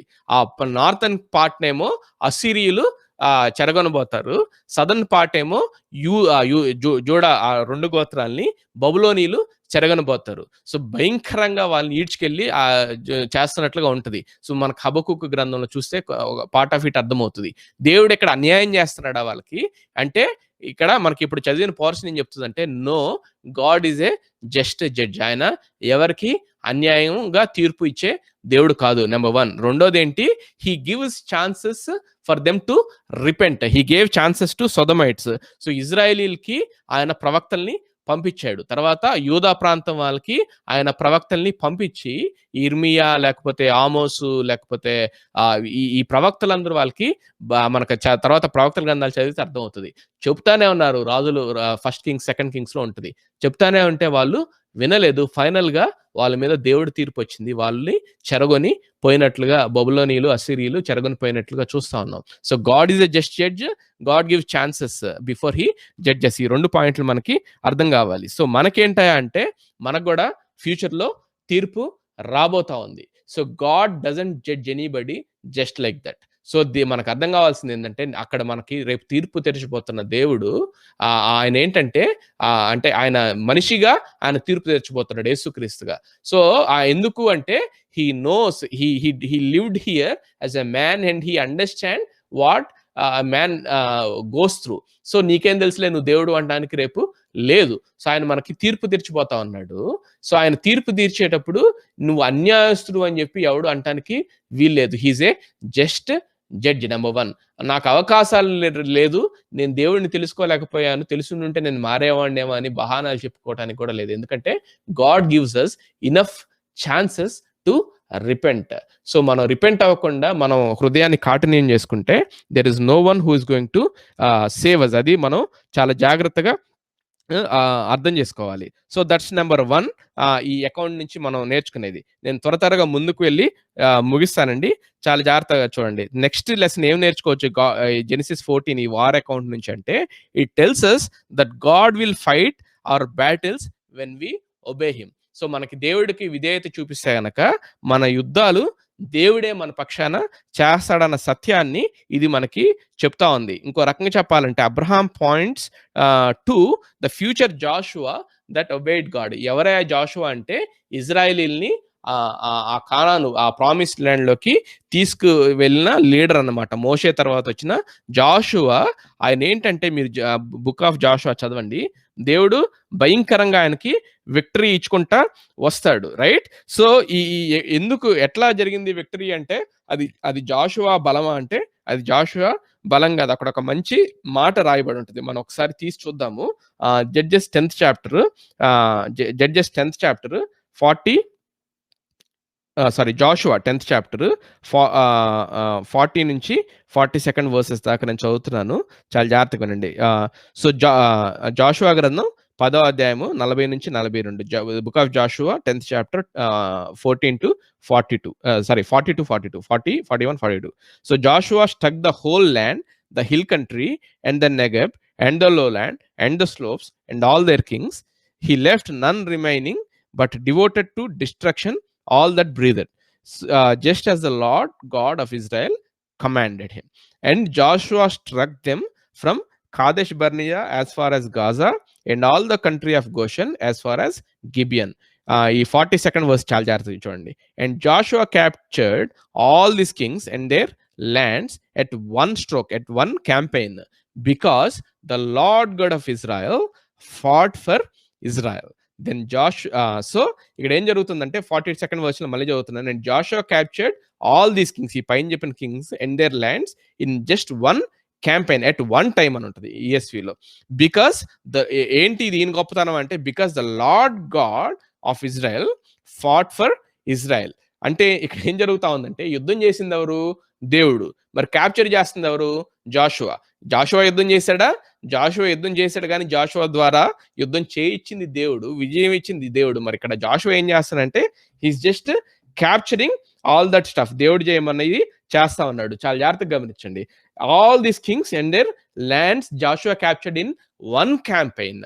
ఎందుకు అంటే అది ఆయన గొప్పతనం కాదు, కానీ because the Lord God of Israel fought for Israel. So ఇది సీక్రెట్ అనమాట. When Joshua obeyed God, it is God who fought for on behalf of Joshua and gave him victory. So this is ఇప్పుడు ఈ Abraham స్టోరీలో మనం ఏం చూస్తామంటే Abraham was pointing to the future Israelites who obeyed him. ఎవరైతే దేవుడు మాటకి విధేయత చూపించారో వాళ్ళ ద్వారా దేవుడు విజయాన్ని తీసుకొచ్చినట్లుగా మనం చూస్తా ఉన్నాం. సో వన్ సైడ్ మనము అబ్రహాము ఎవరిని పాయింట్అవుట్ చేస్తున్నా అంటే జాషువా బుక్ లో జరిగే బ్యాటిల్స్ ని ఆయన పాయింట్అవుట్ చేస్తున్నాడు.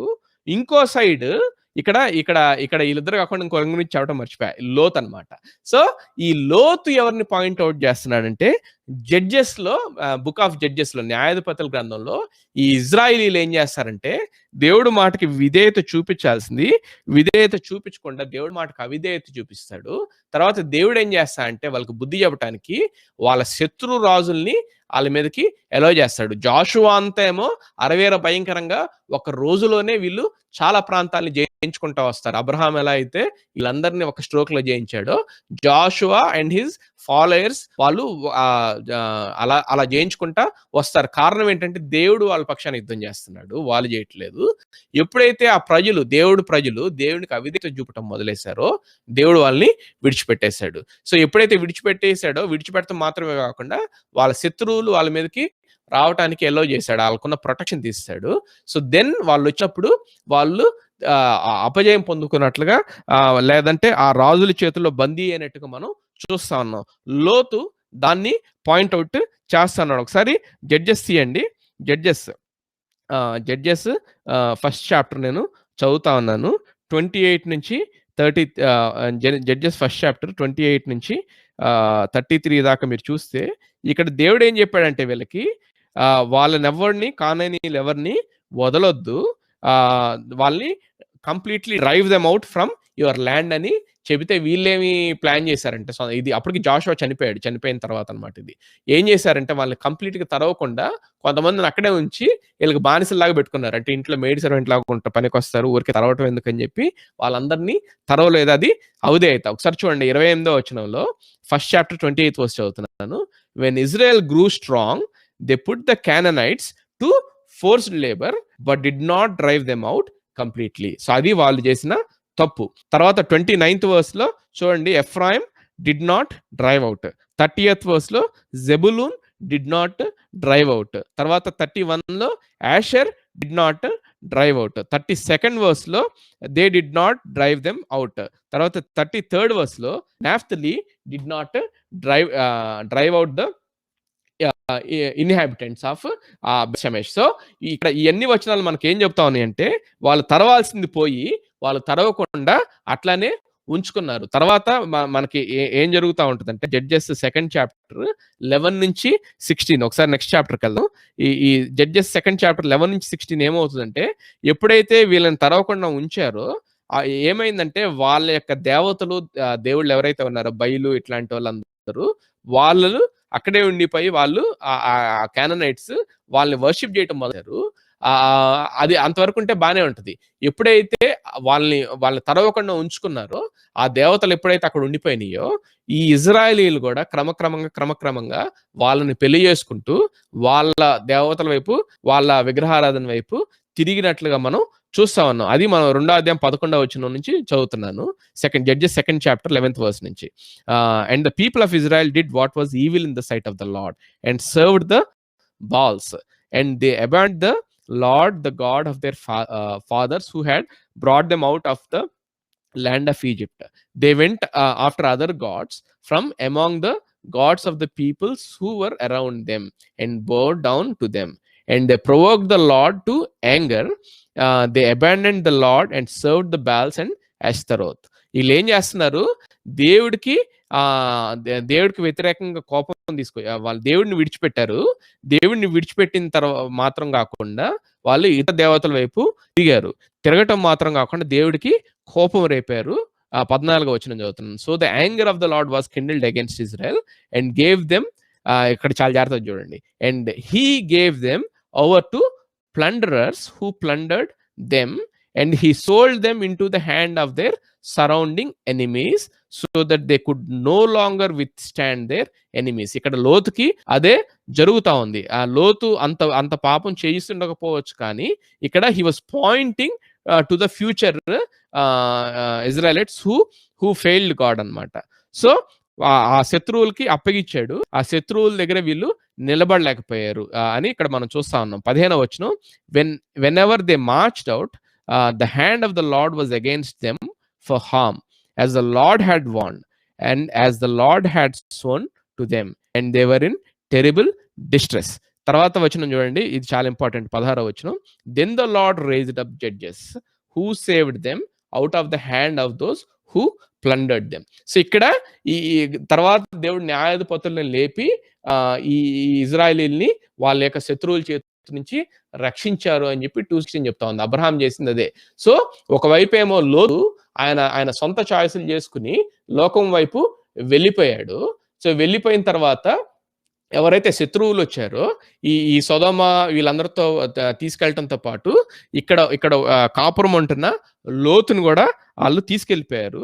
తర్వాత జడ్జెస్ని ఎట్లా అయితే లేపి ఆయన ఇజ్రాయేలీల్ని దేవుడు రక్షించాడో అబ్రహాం ద్వారా లోతుని రక్షించినట్లుగా మనం చూస్తా ఉన్నాం. సో ఇక్కడ కాంట్రాస్ట్, నేను లాస్ట్ వీక్ కొంత కాంట్రాస్ట్ చెప్పాను అబ్రహాంకి లోతుకి. ఇప్పుడు మళ్ళీ ఇంకో కాంట్రాస్ట్ చెప్తా ఉన్నాను.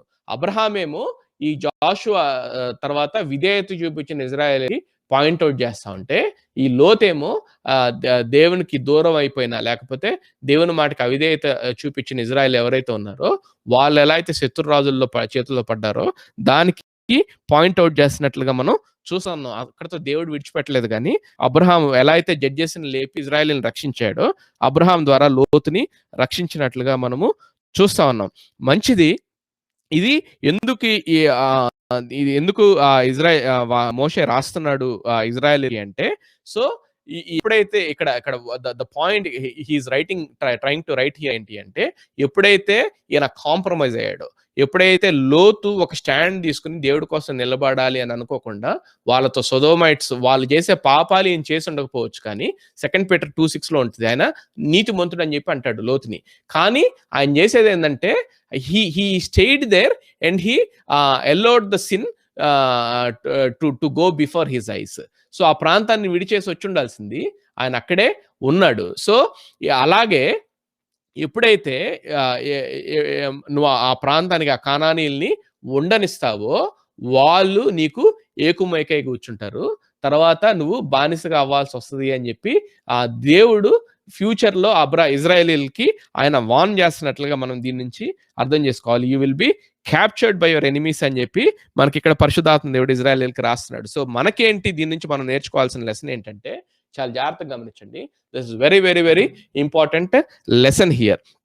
ఏంటి అంటే, సో మన పౌలు అంటాడు, మనం పోరాడేది రక్త మాంసాలతో మనం పోరాడతలేదు, కానీ మనం we are fighting against the secret forces. ఏంటి అంటే అపవాది, తర్వాత వాడి టెంప్టేషన్స్ తో, తర్వాత మన ఓన్ ఫ్లెష్ తో మనము పోరాడతామని చెప్పి ఇక్కడ మనకి బైబిల్ చెప్తా ఉంది. సో నేను ఇక్కడ లోతు ఎగ్జాంపుల్ని తీసుకుని మనకి అప్లై చేస్తాను, చాలా జాగ్రత్త చూడండి. సో ఇక్కడ ఏం చేశా అంటే, నేనేమంటా అంటే, before Lot lost his battle outside, he lost his battle inside of his flesh long ago. So లోతు ఆ ఫిజికల్ బ్యాటిల్ వాళ్ళ చేతుల్లోకి అప్పగింపబడక ముందు, వాళ్ళ ఆ శత్రువుల చేత అపజయము పొందుకోక ముందు, before he lost the battle out side, he lost the battle inside. ఎప్పుడు ఈ బ్యాటిల్ని కోల్పోయాడు అంటే 13వ అధ్యాయంలోనే ఆయన కోల్పోయాడు. ఏంటి ఆయన కోల్పోయింది అంటే, ఎప్పుడైతే ఆ అబ్రహాము చాయిస్ ఇచ్చాడో, ఈయన ఈజిప్ట్ తో కంపేర్ చేసుకుంటూ ఆయన ఫర్టిలిటీ వైపు వెళ్ళాడు. సో ఆయన స్టెప్స్ చూడండి. ఫస్ట్ మనకి 13వ అధ్యాయం 10వ వచనంలో చూస్తే, first he saw the valley, అది చాలా గ్రీన్ గా ఉంది అని చెప్పి చూసి he wanted to go towards that side, right? So first initial గా జస్ట్ వెళ్ళాలనుకున్నాడు. తర్వాత 13వ అధ్యాయం 13వ వచనం ఏం చెప్తా ఉంటుందంటే, he made his tents, దాన్ని ఎక్స్టెండ్ చేసుకుంటూ he went near Sodom అని ఉంటుంది. సో ఫస్ట్ చూశాడు, తర్వాత 13వ వచనంలో ఆల్మోస్ట్ సొదోమ్ దాకా వెళ్ళాడని ఉంటుంది. తర్వాత 14వ అధ్యాయం ఇందాక ఆ యుద్ధం అకౌంట్ లో మనం చూసాం కదా, ఈ శత్రు రాజులు ఈ లోతుని తీసుకెళ్లిపోయినప్పుడు ఆయన ఎక్కడున్నాడు అంటే, అక్కడ ఒక మాట ఉంది 14th chapter 12th verse లో ఏమంటుందంటే, లోత్ వాజ్ డ్వెల్లింగ్ ఇన్ సొదమ్ అని ఉంటుంది. సో అక్కడికి వచ్చేలాకి ఈ లోత్ ఏం చేశాడంటే, ఆయన ముందు చూశాడు, తర్వాత ముందు దూరంగా అక్కడ ఉంటా వచ్చాడు, కానీ ఫైనల్ గా 14th chapter దగ్గరికి వచ్చేలాకి he started dwelling in Sodom. Final గా ఏమైంది అంటే, నేను చెప్పాను కదా 2వ పేతురు పత్రికలో ఏమని ఉంటుందంటే, he was tortured with the evil that he was seeing. ఆయన హ్యాపీగా లేడు, కానీ ఆయన ప్రాంతాన్ని విడిచి రాకుండా అక్కడే ఉండిపోయాడు. ఎందుకు అంటే అది ఫర్టైల్ ల్యాండ్ కాబట్టి. ఆయన పాపాన్ని ఎంజాయ్ చేస్తూ ఉన్నాడని నేను అన్నగాని, అది పాపం అని తెలిసినా గాని అక్కడ ఆయన అది వదిలేసి వస్తే ఫర్టైల్ ల్యాండ్ పోతది అనే అనే ఆయన స్వార్థంతో ఆయన he allowed sin to go in before his eyes. So అది ఆయన చేసిన స్టెప్ బై స్టెప్ తప్పు. ముందు ఆ ప్రాంతాన్ని చూశాడు, తర్వాత టెంట్ ఆ దగ్గరగా వేసుకున్నాడు. 14 ఏళ్ళ he was started dwelling in Sodom, so much so that even though he was sick of the shameful immorality of the wicked people around him. Though he was tormented in his soul by the wickedness, he saw and heard day after day అని ఉంటుంది పీటర్లో. So ఇలా ఉన్నా కానీ he did not leave that place. He did not though he did not indulge in the same sin as Sodomites, but he did not leave that place. అది మనం చూస్తా ఉన్నాం. Final గా ఏమైందంటే he was defeated in his flesh. So ఆయన ఆయన ఆయన ఆయన ఆయన ఆయన ఫ్లెష్ లో ఆయన అపజయము పొందాడు. ఏంటి ఆయనకున్న టెంప్టేషన్ అంటే that he wanted all the green to be there. So దానికోసం ఆయన విడిచిపెట్టకుండా ఉన్నాడు. ఎక్కడ దాకా అంటే మీరు 19వ అధ్యాయం వచ్చినప్పుడు నేను చెప్తాను. సో అక్కడ దేవదూతలు వచ్చి, అరే బాబు ఈ ప్రాంతాన్ని మేము నాశనం చేయబోతున్నాం, నువ్వు ప్యాకప్ అయ్యి రా అన్నా కానీ 19వ అధ్యాయంలో ఏమని ఉంటుందంటే ఆయన వాళ్ళ అల్లుడిని పిలవటానికి వెళ్తాడు. వాళ్ళు ఈయన జోకర్ అన్నట్లు ట్రీట్ చేస్తే ఆయన వెళ్ళిన తర్వాత అక్కడ క్లియర్గా ఏమని అంటే దేవదూతలు పొద్దున అవుతా ఉంటే దే క్విక్ అండ్ లోత్ దేవుడు ఉగ్రత రాబోతుంది అంటే ఆయన హీ లింగర్డ్ దేర్ అని ఉంటుంది. ఆయన వెంటనే ఆయన బయలుదేరకుండా ఆయన తచిట్లాడుతున్నట్లుగా ఉంది. సో మచ్ ఆయన లోతు ఆ ప్రాంతాన్ని ప్రేమించినట్లుగా మనం చూస్తా ఉన్నాం. సో ఇది మనకి ఎట్లా అప్లై చేసుకోవాలి, అప్లై చేసి నేను ఈ యొక్క వాక్య భాగాన్ని ముగిస్తాను. మిగిలిన వచనాల్ని నేను నెక్స్ట్ వీక్ నేను స్టడీ చేస్తాను. చాలా జాగ్రత్తగా గమనించండి.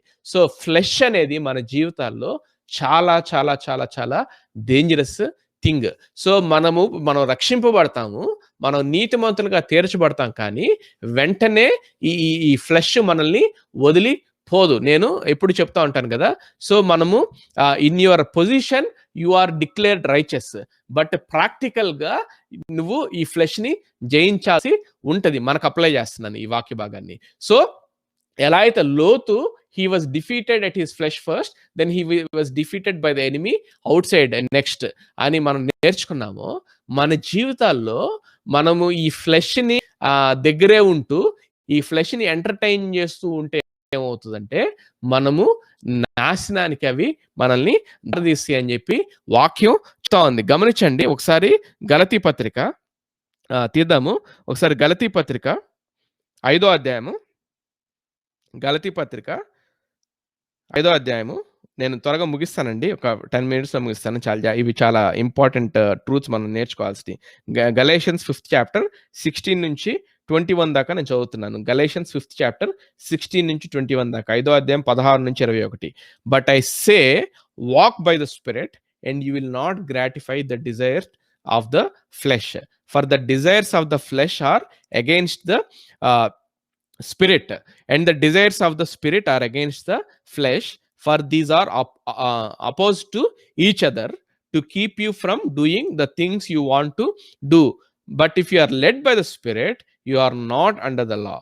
Now the works of the flesh are evident. Entaya ante sexual immorality, impurity, sensuality, idolatry, sorcery, enmity, strife, jealousy, fits of anger, rivalries, dissensions, divisions, envy, drunkenness, orgies, and things like this. I warn you, as I warned you before, that those who do such things will not inherit the kingdom of God. చాలా clear గా ఇక్కడ ఉంది. ఇక్కడ తెలుగులో ఏమనుంటుందంటే శరీరము ఆత్మకును, ఆత్మ శరీరముకును ఒకదానికా ఒకటి అది ఆపేక్షిస్తుంది అని చెప్పి ఉంటుంది. అంటే ఇంకో రకంగా చెప్పాలంటే మనం ఫిజిక్స్ లో నేర్చుకుంటాం ఇన్వర్స్లీ ప్రపోర్షనల్ అని. అంటే ఇటువైపు శరీరం ఉంటే ఇటువైపు మన దేవుని ఆత్మ ఉంటే, so both are inversely proportional. అంటే if you are strong in the spirit you will be weak in your flesh, or if you are weak in your spirit, if you are strong in your flesh you will be weak in your spirit. So ఇవి రెండు ఒకదానికొకటి వ్యతిరేకంగా ఆపేక్షించును అని చెప్పి తెలుగులో ఉంటది. So 17th verse లో, for the desires of the flesh are against the spirit and the desires of the spirit are against the flesh, for these are opposed to each other to keep you from doing the things you want to do. So నీకు చేయాలన్న ఇది, దీనికి ముందు రోమా 7th లో కూడా ఏమనుంటుందంటే పౌలు ఏమంటాడు, నేను చేయాల్సిన పనులు చేయలేకపోతున్నాను, చేయకూడదు అనుకుంటున్న పనులనే చేస్తున్నాను, ఎందుకంటే నా శరీరంలో పాపం ఉంది. సో అయ్యో నేనంత దౌర్భాగ్యుణ్ణు, ఈ పాప శరీరం నుంచి నన్ను, ఈ మృతతుల్యమైన ఈ శరీరం నుంచి నన్ను ఎవడు విడిపించును అని చెప్పి 7th చాప్టర్ ఆయన ఎండ్ చేస్తాడు. చాలా జాగ్రత్తగా గమనించండి. ఈ ఫ్లెష్ అనేది మన జీవితాల్లో this is the internal enemy within us that we fight against is every day.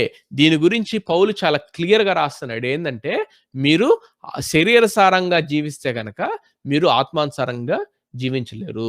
మీరు దేవుని ఆత్మానుసారంగా జీవించినట్లయితే కనుక మీరు శరీరానుసారంగా జీవించరు. సో ఏమంటున్నాడు, but I say walk by the spirit and you will not gratify the desires of the flesh. So దేవుని ఆత్మ చేత మీరు నడిపింపబడినట్లయితే మీరు శరీర ఆ కోరికలకి మీరు you will not gratify the desires of the flesh. ఆ శరీర కోరికల్ని మీరు నెరవేర్చరు. నేను చెప్పింది ఏమనగా ఆత్మానుసారంగా నడుచుకోండి, అప్పుడు మీరు శరీర కోరికల్ని నెరవేర్చరు అని చెప్పి పౌలు ఇక్కడ చెప్తా ఉన్నాడు. సో ఇంకొక వాక్యం నేను మీకు చూపిస్తాను. రోమాపత్రిక 8వ అధ్యాయము మొదటి 14 వచనాలు. మనకు అంత టైం ఉండకపోవచ్చు కానీ మొత్తం చదివేంత నేను I will try to read few versus. రోమాపత్రిక 8వ అధ్యాయము 2వ వచనం నుంచి చదువుతా ఉన్నాను. For the law of the spirit of life has set you free in Christ Jesus from the law of sin and death.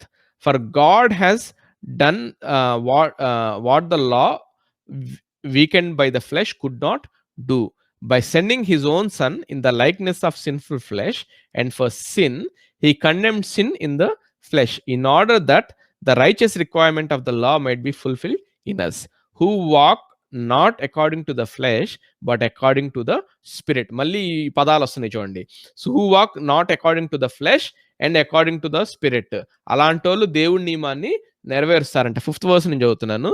For those who live according to the flesh set their minds on the things of the flesh, but those who live according to the spirit set their minds on the things of the spirit. For to set the mind on the flesh is death, but to set the mind on the spirit is life and peace. 7th verse. For the mind that is set on the flesh is hostile to God, for it does not submit to God's law. Indeed, it cannot. Those who are in the flesh cannot please God. 9th verse. You, however, are not in the flesh, but in the spirit. In fact, the spirit of God dwells in you. దేవుని ఆత్మ మీలో నిలిచున్నట్లయితే మీరు శరీరానుసారంగా నడుచుకోరు కానీ మీరు ఆత్మానుసారంగా నడుచుకుంటారని చెప్తున్నాడు. Anyone who does not have the spirit of Christ does not belong to him. తర్వాత, but if Christ is in you, although the body is dead because of sin, the spirit is life because of righteousness. 11th verse చాలా జాగ్రత్త చూడండి. If the spirit of him who raised Jesus from the dead dwells in you, he who raised Christ Jesus from the dead will also give life to your mortal bodies through his spirit who dwells in you. So this is the secret. ఏంటి అంటే మనం రక్షింపబడినప్పటికీ కూడా మనలో ఈ flesh అనేది పని చేయటానికి అవకాశం ఉంది. అందుకని ఈ వాక్యాలన్నీ చదివించాను. ఎవరైతే శరీరానుసారంగా నడుచుకుంటారో వారు మరణించిన వాళ్ళతో సమానం అని చెప్పి పౌలు చెప్పన్నాడు. So there is every possibility that you can walk according to your flesh even after you got saved.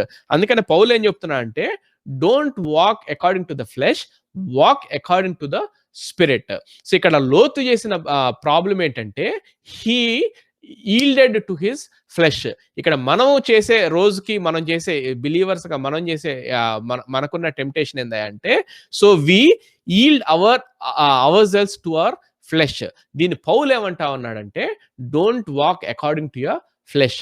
అయితే సీక్రెట్ ఏంటి, ఆ ఫ్లెష్ ని ఎలా జయించాలి అంటే 11th verse ఇక్కడ మనకి చెప్తా ఉన్నాడు. ఏం చెప్తా ఉన్నాడు 11th verse ఏం చెప్తున్నా అంటే, if the spirit of him who raised Jesus from the dead dwells in you, he who raised Christ Jesus from the dead will also give life to your mortal bodies through the same spirit who dwells in you. ఎలా అయితే దేవుడు తన ఆత్మ ద్వారా యేసుక్రీస్తుని మృతుల్లోంచి లేపాడో అదే ఆత్మ మనలో నివసించినట్లయితే దేవుడు ఆత్మ ద్వారానే మన మన మృతతుల్యమైన మన మన దేహాలకి, లేకపోతే ఈ ఫ్లెష్ కి అమ్ముడుపోయిన మన జీవితాలు, ఆ ఫ్లెష్ నుంచి మనకి విక్టరీ ఇస్తాడు అని చెప్పి మనకి ఈ సీక్రెట్ గురించి పౌలు చెప్తున్నట్లుగా మనం చూస్తా ఉన్నాం. అందుకనే గలతీ పత్రికలు ఏమన్నా అంటే, ఏ ఆత్మ చేత అయితే మీరు నింపబడ్డారో ఆత్మ చేత మీరు నడిపింపబడండి. So walk in the spirit. ఆ ఆత్మకి లోబడి జీవించినట్లయితే మీరు శరీరాన్ని జయిస్తారు అని చెప్పి చెప్తా ఉన్నాడు. అందుకనే 13-14 వర్సెస్ కూడా నేను చదివి నేను ముగిస్తాను. సో దెన్ 12th వర్స్ చదువుతున్నాను, 8th chapter 12th verse. So then brothers, we are debtors not to the flesh to live according to the flesh. For if you live according to the flesh, you will die. But if by the spirit you put to death the deeds of the body, you will live. For all who are led by the spirit are the sons of God. చాలా జాగ్రత్తగా గమనించండి. ఇక్కడ ఏమంటున్నా అంటే, మీరు శరీరానుసారంగా నడుచుకోవటానికి శరీరానికి మీరు ఇక రుణస్థులయ్యి లేరు. Mean it's true that the flesh is ruling, trying to rule over your body. ఇక్కడ పాల్ ఏమంటున్నా అంటే, మీరు దానికి డెటర్స్ కాదు. ఎందుకు అంటే, because God has given us his spirit.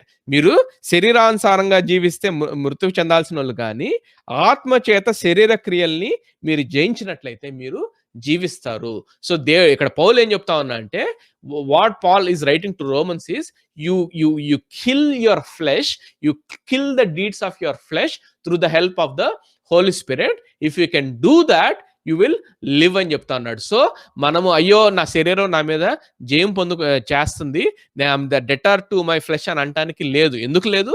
Because God has given you his holy spirit. చాలా జాగ్రత్తగా గమనించండి. మన జీవితాల్లో మనం ఫ్లెష్కి లోబడి జీవిస్తామా లోతులాగా, ఆ ఫ్లెష్కి దగ్గరగా జీవిస్తూ ఆ ఫ్లెష్లోనే బ్రతుకుతూ దాని చేత జయింపబడతామా, లేకపోతే దేవుని ఆత్మ సహాయం కోరుకుని మనము మన శరీరాన్ని జయిస్తామా? ఇది చాలా చాలా చాలా చాలా ఇంపార్టెంట్ థింగ్. నా మాటలు ఎంతమంది అయితే వింటున్నారో నేను ముగిస్తాను ఇంకొక 5 minutes లో. These are very important things. లోతు ఆయన he dwelled in Sodom. He allowed the Sodomites to do all the nonsense before his eyes. So నువ్వు దేవుని సేవకుడు అయితే you should not allow your flesh to rule you. You should not live closer to your flesh. నువ్వు జయించాలి, నువ్వు overcomer అవ్వాలంటే ఇక్కడ పౌలు ఏమంటున్నాడంటే, నువ్వు శరీరానికి లోబడుతూ నువ్వు కమర్వి అవ్వలేవు. నువ్వు సొదొమకి దగ్గరగా జీవిస్తూ నువ్వు శత్రురాజుల్ని జయించలేవు. నువ్వు శత్రురాజుల్ని జయించాలి అంటే నువ్వు దేవుడికి లోబడి జీవించాలి. నువ్వు శత్రురాజుల్ని జయించాలి అంటే నువ్వు ఆ ఫ్లెష్ కి దూరంగా ఉండాలి. సొదొమకి దూరంగా ఉన్నాడు అబ్రహాము, దేవుడు విక్టరీ ఇచ్చాడు. నువ్వు సైతాన్ని జయించాలి నీ జీవితంలో, నువ్వు జయశీలిగా నేను ఉండాలి అంటే నీ శరీరానికి నువ్వు సాధ్యమైనంత దూరంగా జీవించాలి. పాల్ ఏమంటున్నాడు, మరలా శరీరానుసారంగా జీవించడానికి we are not debtor to our flesh. అయితే ఎలా బ్రదర్ అంటే ఏంటి సీక్రెట్ అంటే, you have the Holi spirit of God in. దేవుడిని నిన్ను తన ఆత్మ యొక్క శక్తితో నింపమని అడగాలి. అందుకనే 8వ అధ్యాయం మనం చదివాం కదా, దేవుని యేసుక్రీస్తునందు ఆత్మ యొక్క నియమం అంట ఈ పాప శరీర నియమాల నుంచి నీకు విక్టరీ ఇస్తుందంట. చాలా సార్లు మనం అనుకుంటాం పరిశుద్ధాత్మ దేవుని నింపుదల మనకి వరాల కోసమని. చాలా సార్లు మనం అనుకుంటాం పరిశుద్ధాత్మ దేవుని నింపుదల భాషల్లో మాట్లాడతాను, కానీ of course they have their place.